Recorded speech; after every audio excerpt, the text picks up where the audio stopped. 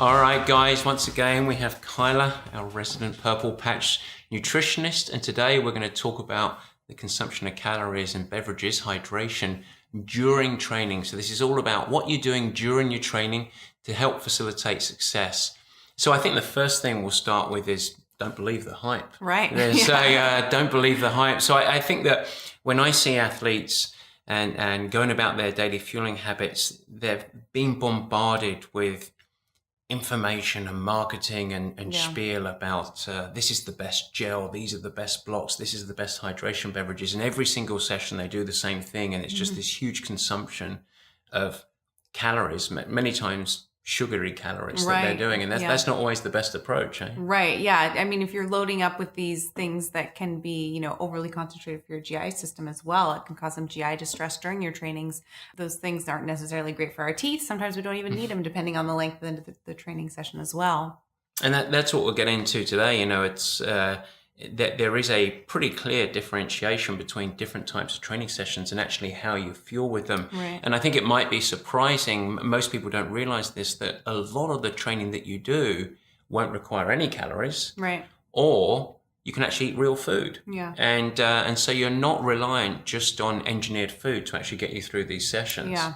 And I will say that your dentist will thank you for that. So let's actually go through and let's create a dividing line, and let's actually talk about training sessions that really require a whole bunch of carbohydrates and refined sugar to be successful in. So what are the sessions that require you to actually embrace the sugar? So when we are in a glycolytic state, so when we're in a very high intense situation, either racing or even doing something that contains several intervals or sprints, that's when you're in this glycolytic state where our body wants to use carbohydrates or glycogen for fuel because it's so easily accessible. Mm-hmm. And those are the situations and scenarios when we want to be utilizing and supplying our body with carbohydrates for our fueling. It's the body is smart. It's crying out for them. It's saying, "Hey, this is the type of fuel I need right now. Right. I'm burning hot and I'm firing." So, so that's clearly race situation. Yes, very specific race intervals. I would also add race simulation sessions where and especially so that the practicing to see what works. Absolutely, and I think that's a really important component as well. Yeah. Testing with those foods that you're going to be using on courses is huge. You don't want to try new things on race day. Yeah. If people are going to go and do a race simulation where they're going to practice the timing and the type of calories that they'll actually execute on race day, it's probably a good idea to try and simulate what they're going to be eating for breakfast the morning before a race as well. Absolutely. Yeah. Lay out the whole day and try and do it the best you can. Yeah. And even as much as possible, similar terrain, similar environment, if you're lucky to have that. So, because the body reacts very differently, and even in terms of needs of hydration, if you're training in Florida but racing in Arizona, it's obviously a very different hydration need. So you at least have an awareness of that type of stuff as well. Yeah. So still though, there are sessions that require carbohydrate. We need to, as athletes, embrace those sessions. And the headline news on that is very high intensity race simulations, or of course races themselves. Yes. Well, let's flip to the two types of broader sessions that you have globally. So let's go to the sessions that are very short or very easy. Mm-hmm. So typically, and the only thing we're focusing on today is what we're doing during training. So we're ignoring the recovery component. Mm-hmm. During sessions, 60 minutes or less, caloric replenishment, no need? Not necessary. Not necessary at all. So that's super. Hydration. Still necessary. Still necessary. Yes. Okay. So so less than 60-minute duration, no calories needed, still hydration. Okay. So I'm drinking let's talk about a good hydration beverage very quickly. It's low carbohydrate in solution. Yeah. Right. Yeah. You don't need something that's overly concentrated in carbohydrates. It's going to be actually more challenging for your GI system to actually absorb that and essentially hydrate you. That can be problematic and cause GI issues actually down the road if it's overly concentrated. You want to stick to a range of about 8 to 12 milliliters of fluid hydration per kilogram of your body weight per hour. I'll just say that again. So 8 to 12 milliliters for every kilogram of body weight that you weigh for every hour that you're out there. Right. Okay, super.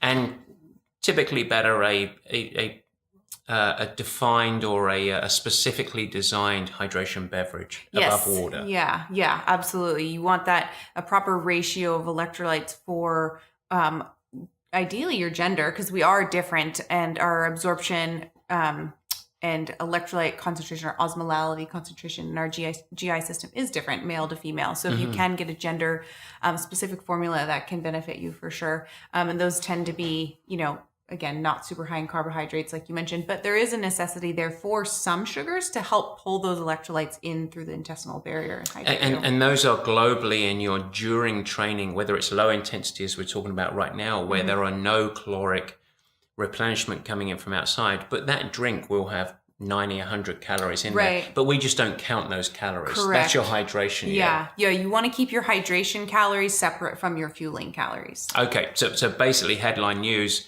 a 60-minute, very easy session, you're still hydrating.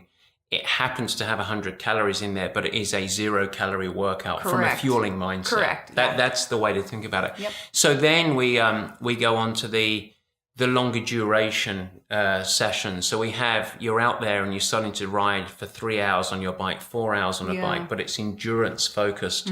How do you fuel that? Because that's where people start reaching for the blocks and the gels as well, but that's not necessary. With a longer session like that, you're maintaining your hydration levels. You can get away with some fueling in terms of mixed macronutrient stuff because you're not stressing your system as much as you would be in a high intensity or interval type absorption session. Is still not impaired as much. The blood is being able to go to the GI system in the stomach and help and allow that absorption and move those nutrients to the muscle tissue that you're exercising. So what are some basic examples or things to mixed macronutrient foods? That sounds nice. What does that actually mean? Yeah. So it means that the food that you're consuming is going to give you a little bit of protein. It's going to give you a little bit of fat and predominantly some carbs as well. It's going to be the main source. Again, the fats is going to be your slowest digester, and then protein is second slowest digester, and carbs are going to be the fastest. So having a nice mix of those, but again, carbs are going to be more dominant than the protein and the fats to not impair the digestion. So just a little bit of stabilizer. And if someone's going to go to a store and grab something to use on their bike ride, what would they use? That's a good question. I mean, you could do a lot of stuff from home, but if you were to grab, if you were in the store looking at bars and all the labels that you see out there, trying to avoid one that contains any sugars like agave or fructose or honey even can be a little bit problematic just because those types of sugars aren't easily utilized by our bodies as readily as something like glucose. And that will be present in things like maple syrup, table sugar, things like that is where you're going to find your easier digesting carb sources if you're looking on the label of something. Okay. Yeah.